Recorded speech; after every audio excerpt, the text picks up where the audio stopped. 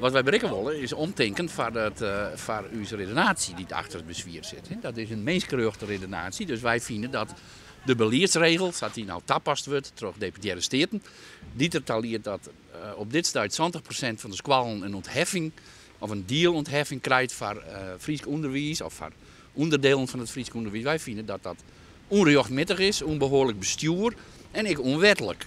En dat zullen wij hier naar voren brengen. Alleen daarvan zal de bezwiercommissie zeggen, ja, daar kunnen wij verder geen uitspraak over doen. Dat is dus best, maar dan hebben wij wel bereikt dat er omdenken is voor wat wij naar voren brengen willen. Dus Jocke, ik wil dat jou een grote moeite doet om jouw punten te matchen.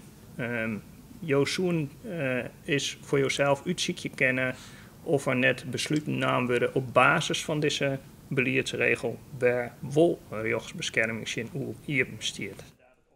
Vanzelfs ben je teleurgesteld.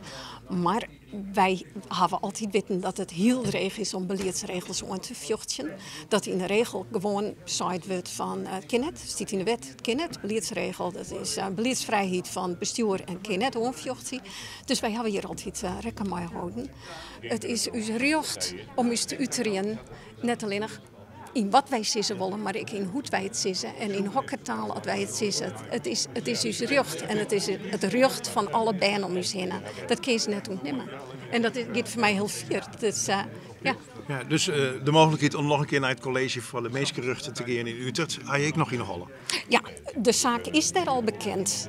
Er rent nog niet, maar de zaak van de ontheffingen.